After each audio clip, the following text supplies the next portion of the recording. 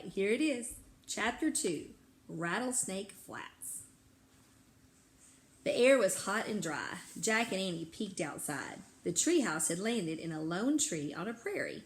The sun was low in the sky. Right in front of them was the town from the cover of the book. In real life, it looked empty and spooky. To one side of the town was a patch of ground with several tombstones. "That's creepy," said Annie. "Yeah," said Jack. He took a deep breath. "What does our riddle say?" Annie held up the ancient scroll. She unrolled it. Then she and Jack read together.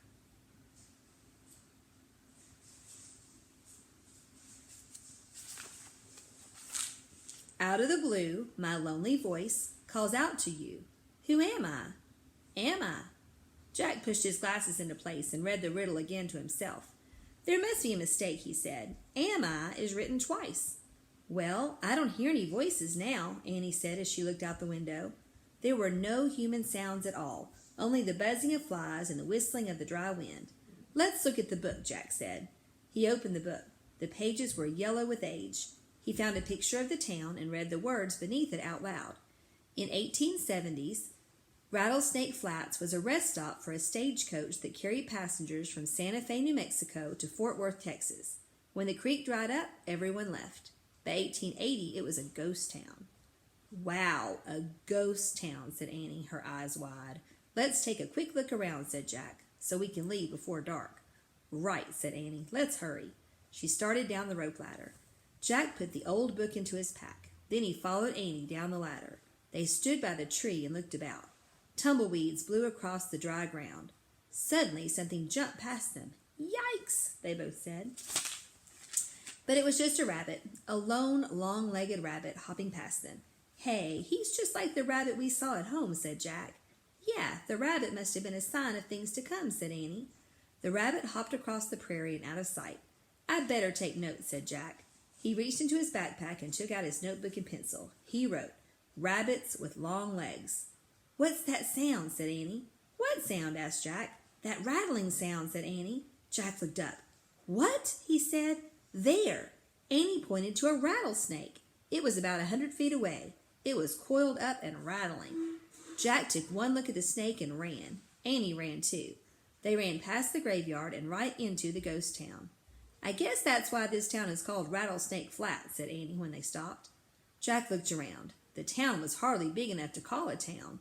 There was one unpaved street and a few old buildings. It was quiet. Too quiet. Look, a store, said Annie. She pointed to a building. The faded sign said, General Store. Let's look inside. Maybe the answer to the riddle is in there. Jack and Annie stepped onto the porch. The wooden boards creaked loudly. The door had fallen off its hinges. They peeked inside.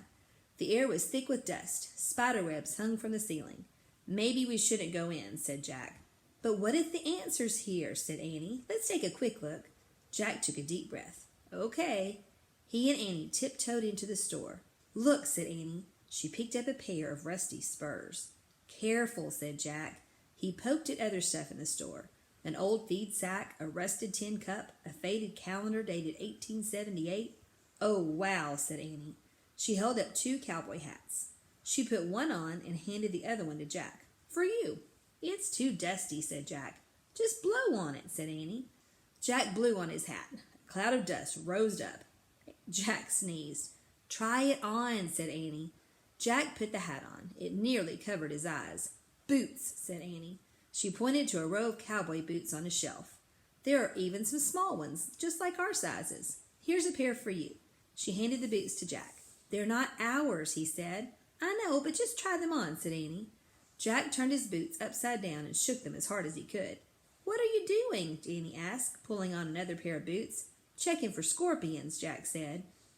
Jack, Annie laughed. Just try them on. Jack laughed. He pulled off his sneakers. And he pushed his feet into the boots. He pushed and pushed. The boots were really stiff. Finally, he got his feet inside. Then he tried to walk. Ow, he said. Forget it. He started to pull off the boots. What's that? Annie said. Jack froze. Piano music, said Annie. Maybe it's the voice in the riddle. Come on. Jack threw his sneakers into his backpack and hobbled after Annie. And there's the picture. We'll read chapter 3, Player Piano, tomorrow. See you then.